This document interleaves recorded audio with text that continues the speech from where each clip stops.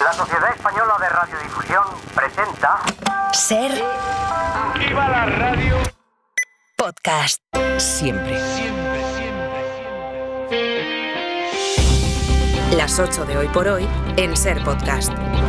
Hola, muy buenos días. Es que ahora, ¿se vuelven a votar o no se vuelven a votar? Però entonces, què va a pleno, què va al próximo pleno? A cada comissió s'agafa un criteri diferent. Esto se ha convertido ni en un pacto, ni en una reforma fiscal, ni en un paquete fiscal. Se ha convertido en un galimatías fiscal. Bueno, pues con este desconcierto, y pasadas las 12 de la noche, terminó ayer la Comisión de Hacienda del Congreso, en la que el Gobierno salvó, aunque con muchos matices, la bola de partido de su reforma fiscal. Lo que no está claro es si este jueves, cuando se vote en el Pleno del Congreso, podrá salvar un partido que volverá a medir su estabilidad parlamentaria y la capacidad que tiene para poder aprobar los presupuestos. Hasta ahora habíamos asistido a votaciones caóticas y acuerdos de última hora en el Parlamento, pero el grado de confusión que se produjo ayer parece situarnos ya en otro nivel. La comisión empezó a las 5 de la tarde, acabó pasadas las 12. Se votaba la reforma fiscal con las medidas que pide Europa y de las que dependen, de entrada, más de 7.000 millones de fondos comunitarios. Entre los socios parlamentarios es sabido que hay discrepancias serias y, de hecho, esta misma votación ya se había aplazado 2 veces antes. Ayer hubo recesos, llamadas, intercambios de papeles.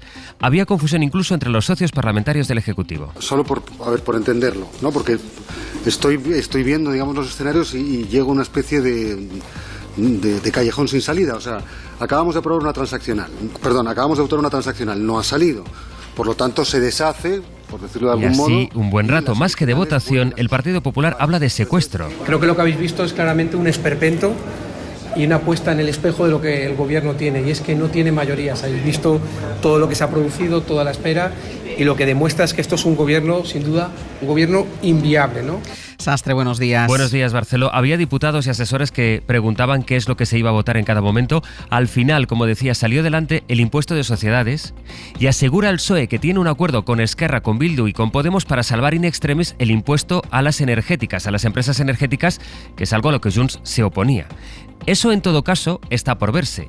Y también se va a tener que ver si el Ejecutivo tiene pasado mañana, el jueves, los apoyos que faltan para el impuesto a la banca. Lo que parece claro es que el Gobierno, tras 2 aplazamientos, logra ganar tiempo, aunque alarga la agonía 2 días más. Jordi Fàbrega, buenos días. Hola, buenos días. Jordi, vamos a situar primero lo que se ha votado, que no es fácil, porque Hacienda ha tenido que enviar un comunicado hace apenas unos minutos aclarando lo que sale y lo que no sale. Sí, vamos a explicar en qué punto estamos, aclarando que lo que tenemos por ahora es un texto que ha salido de la Comisión de Hacienda y que ahora en el Pleno se tiene que votar el jueves, y ahí en el Pleno puede haber incluso más cambios. Lo que ha salido adelante por ahora, en esa caótica sesión, es la creación de un impuesto para garantizar que las multinacionales que operan en España paguen en impuestos como mínimo el 15% de sus beneficios. Y se han incorporado además a esa ley una subida del IRPF a las rentas del capital que superen los 300.000 euros y algunos cambios más para luchar contra el fraude en el IVA en las gasolineras. ¿Qué pasa con los impuestos a la banca y a las energéticas? Pues ayer, en esa comisión, inicialmente se rechazó, con la abstención de Esquerra, Bildu y BNG, convertir en permanente el impuesto a la banca. Pero tras ese rechazo inicial y en uno de esos eternos recesos, el Gobierno logró pactar con estos 3 grupos 2 compromisos para salvar el conjunto de la ley. Pactó mantener el impuesto a la banca endureciéndolo. Eso se votará el jueves en el Pleno del Congreso y veremos ahí si hay votos para que salga adelante. Y pactó también aprobar en las próximas semanas, al margen de esta ley, aprobar un decreto ley más adelante para mantener el impuesto a las empresas energéticas. Un impuesto que Junts había rechazado durante la negociación de este paquete fiscal. Así que tampoco está nada claro que este decreto futuro tenga apoyos suficientes cuando se tenga que votar. De momento, Hacienda en ese comunicado lo que dice es que sí mantiene su acuerdo con Junts para no gravar a las empresas energéticas que hagan inversiones para la descarbonización. Jordi, gracias. Hasta luego. En el abierto, de todas formas, vamos a ampliar el detalle de lo que se ha aprobado y vamos a intentar entenderlo poquito a poquito, lo que está pendiente, y también de la lectura política que el caos de ayer tiene para un gobierno que necesita sacar adelante, recuerden, unos presupuestos. De impuestos se está hablando en la cumbre del G20 en Río de Janeiro, donde Lula da Silva... Una taxación de 2% sobre el patrimonio de individuos super ricos propuesto este tributo global a los superricos, a las grandes fortunas. En esa cumbre de Brasil está Pedro Sánchez, que va a aprovechar precisamente el encuentro para hablar con Ursula von der Leyen sobre el nombramiento de Teresa Rivera como vicepresidenta de la Comisión. Eso es lo que estaba pactado. Ursula von der Leyen repetiría al frente de la Comisión Europea y Teresa Rivera se iba a convertir en una de sus vicepresidentas. Pero al alemán Manfred Weber, del Partido Popular Europeo, ni le gusta Rivera ni se lleva demasiado bien con Ursula von der Leyen.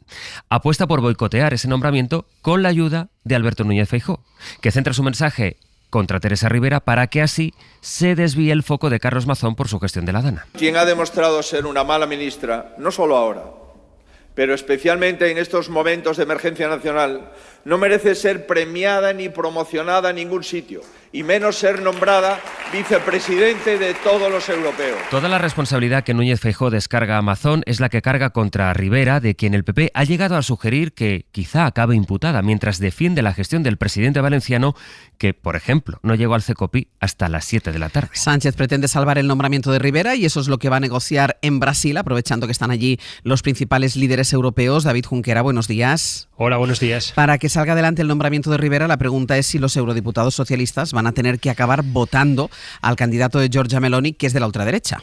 Y la respuesta es que tiene pinta, Ángels. Aprovechando el mogollón de líderes que hay ahora mismo en Río de Janeiro, en el G20, las conversaciones están en su punto álgido. Dentro de esos encuentros y esas llamadas, España está tomando un papel muy activo, trabajando, hablando, empujando, nos dicen, para que la Comisión salga adelante y para que salga adelante en los términos planeados por von der Leyen. Esto es con Rivera dentro y parece que con Rafael Fitto, el candidato de Giorgia Meloni, también. Moncloa confirma que Pedro Sánchez y la líder de la Comisión Europea ya han hablado y lo que no sabemos es si van a terminar viéndose cara a cara para tratar de desbloquear la situación provocada en buena parte por el órdago del PP español. A pesar de las presiones de los de Feijóo en el gobierno, la tesis más extendida es que finalmente su candidata va a superar el filtro, aunque eso pasaría porque los socialistas tengan que asumir el mal trago de dar el ok a los comisarios de la ultraderecha. El equipo de Sánchez defiende que la Unión Europea no puede permitirse una mirada miope porque está en juego una Europa fuerte en un contexto internacional muy peligroso para sus intereses. Por eso aseguran se necesita un gobierno europeo vigoroso y se necesita ya. David, gracias. Gracias. La dirección del PP ha decidido atacar a Rivera para salvar a Mazón, aunque son conscientes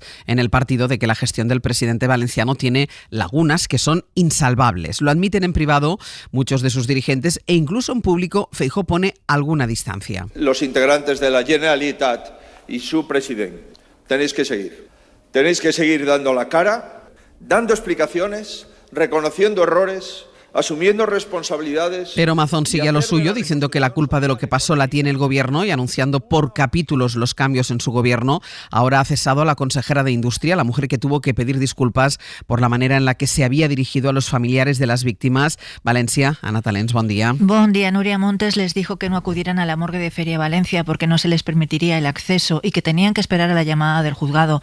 Luego se vio obligada a pedir perdón. Ayer Mazón la cesó incorporado a Marian Cano, la presidenta de la Asociación Valenciana de Empresas del Calzado, que ocupó un puesto en la candidatura popular en las europeas. Mazón, que sigue sin precisar a cuántos alcaldes y alcaldesas llamó el día 29, solo afirma que fueron muchos, sigue trabajando en la configuración de su nuevo Consell. En estos próximos días iremos dando cuenta de las incorporaciones y de la remodelación del gobierno de cara a la recuperación, que es lo más importante, y los perfiles, estoy muy satisfecho con la capacidad.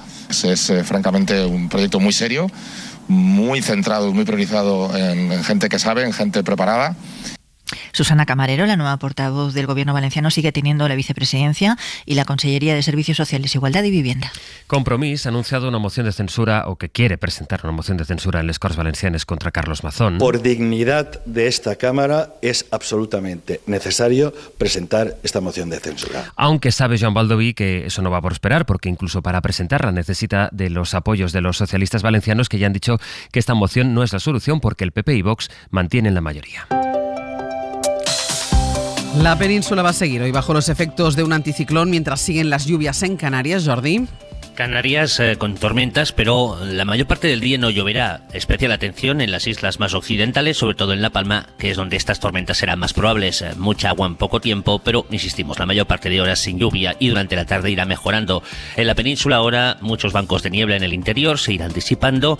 Nubes en el sur, con alguna lluvia débil en Andalucía, irá desapareciendo. Solo en el estrecho algunos chubascos serán intensos, sobre todo en la provincia de Cádiz. Y en general tarde soleada y un día más con temperaturas muy por encima de lo que sería habitual para estas fechas.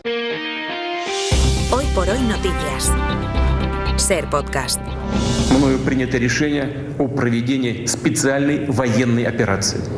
Hoy se cumplen 1000 días desde aquella madrugada en la que el Kremlin publicó un vídeo grabado de Putin anunciando que la invasión a Ucrania había empezado. Ya hubo avances rusos que detuvo la resistencia ucraniana y desde hace un tiempo el conflicto sobre el terreno está en una suerte de estancamiento. La novedad está más bien en las decisiones políticas. La de Biden, por ejemplo, de autorizar a Zelensky que pueda usar misiles de largo alcance contra Rusia, y la respuesta que ha dado Rusia, por ejemplo, esta madrugada. El portavoz del Kremlin, Peskov, anunciaba que Moscú está dispuesta a cambiar su doctrina para un posible ataque nuclear a un país que reciba apoyo de una potencia con armas nucleares. 1000 días después, Ucrania trata de rehacerse del ataque ruso con más misiles que han afectado a sus infraestructuras energéticas. Victoria García. Tras el anuncio de Biden de que podrán usar sus misiles de largo alcance para atacar a los rusos en la zona de Kursk, que recordamos está ocupada por Ucrania, Putin ha dicho: con estas actitudes nos están obligando a ir un paso más allá en el uso armamentístico y sin duda esto deteriora aún más las precarias relaciones entre Rusia y Estados Unidos. Reacciones que a nivel europeo han ido desde el apoyo incondicional de la OTAN y el alto representante de la Unión Europea hasta la oposición del canciller alemán o el ultraconservador ministro de Defensa de Hungría. Los americanos cometen un error permitiéndolo, un error grave de los americanos que va a traer consecuencias, decía. Y toda esta maniobra militar, dicen los expertos, es para asegurar ciertas ventajas para Zelensky a la hora de sentarse en la mesa a negociar con Putin, quien de momento no parece muy por la labor, pero en cualquier caso quieren hacerlo antes de que Trump llegue a la Casa Blanca e imponga sus condiciones. Justo ayer Finlandia comunicó que está investigando las causas por las que se ha roto un cable de telecomunicaciones submarino que comunica a su país con Alemania y que provocó que se cortara el flujo de datos entre ambos países. Es un cable de fibra óptica de más de 1000 kilómetros bajo el mar Báltico. No se sabe todavía si ha sido un accidente o un sabotaje, pero el caso es que esta es la tercera avería, si es que es una avería de estas características o similares en poco más de un año, en el Golfo de Finlandia, un país que, por cierto, ayer mismo publicó una guía con recomendaciones para la población civil sobre cómo prepararse y protegerse ante eventuales crisis o guerras. Ayer hasta ahora les adelantamos aquí en Hoy por Hoy el informe del Ministerio de Sanidad que plantea disolver Muface y que sea la sanidad pública la que atienda a los funcionarios. Eso ha abierto el debate sobre qué hacer con este modelo que atiende ahora mismo a 1 millón de personas después de que las aseguradoras privadas dejaran desierto el concurso para hacerse cargo del sistema. El sindicato CESIF anuncia movilizaciones. Mario Lalurido. Función Pública no entra a valorar el informe de Sanidad, pero fuentes del Ministerio admiten a la cadena SER que es necesaria una reflexión sobre qué hacer con el modelo Muface. Sanidad lo tiene claro, es Javier Padilla, secretario de Estado. Hay un aumento de la edad de la población y que sabemos que hasta el 70% de los nuevos funcionarios eligen directamente irse a la sanidad pública. Ha habido un crecimiento en la última década de funcionarios de nuevo ingreso que eligen la sanidad pública que hace que esto haga realmente insostenible. El sindicato de funcionarios CESIF anuncia ya movilizaciones. Miguel Borra. CESIF se opone frontalmente a que se acabe con un modelo de asistencia sanitaria eficaz que ha funcionado de manera ininterrumpida desde los años 70. El Ministerio de Función Pública quiere tranquilizar a los mutualistas, dice que está trabajando en una nueva licitación para volver a concertar su asistencia sanitaria con las aseguradoras privadas. En el caso Begoña Gómez, el juez Juan Carlos Peinado ha imputado a Juan José Güemes, que fue consejero de Salud de Sanidad con Esperanza Aguirre y que había acudido a declarar como testigo. La jefa de Recursos Humanos del Instituto Empresa, donde es directivo, le señaló a él como la persona que decidió contratar a la mujer del presidente del gobierno para dirigir el Centro de Estudios Africanos. El precio del aceite de oliva virgen extra ha registrado su primera bajada interanual en el supermercado. Pero la bajada apenas se nota en las estanterías del súper si lo comparas con lo que se ha abaratado su precio en origen, en el campo. Carlos Sevilla. Según el estudio de Facua, en el último año el precio del aceite de oliva virgen extra ha bajado de media un 2,5% en los supermercados, mientras en el mismo periodo el mismo aceite ha bajado en origen un 13%. Es decir, en el súper ha bajado de precio 5 veces menos que en el campo. Gabriela Camaid es portavoz de Facua. Hemos solicitado en varias ocasiones que la CNMC investigue esta implementación del precio en la cadena de producción, que lo que hace es que finalmente sean los supermercados los que se atribuyan este incremento de los precios y no se aplique la reducción del coste total real que supone para los supermercados. Además, la organización denuncia que los supermercados continúan con un pacto de precios en sus marcas blancas y todos, salvo Hipercor, venden su botella de aceite de oliva virgen extra a 8,20 €. Y un grupo de científicos ha presentado un informe en la Cumbre del Clima de Bakú que advierte de cómo van a aumentar las inundaciones en el mundo. Javier Gregory. En países como España, pero también en otros, como Turquía, Grecia, Italia y Francia, va a aumentar el número de inundaciones repentinas, como las provocadas por la reciente Dana en Valencia. Esta es la dura advertencia de un nuevo informe realizado por el MEDEC, una red de científicos climáticos, y por la Unión por el Mediterráneo, y que se ha presentado en la Cumbre del Clima de Bakú. Pero este estudio científico también advierte que este problema, fomentado por el cambio climático, empeora también debido a la mala gestión del suelo de las ciudades y pueblos, porque se han permitido los asentamientos urbanos en zonas con alto riesgo de inundación.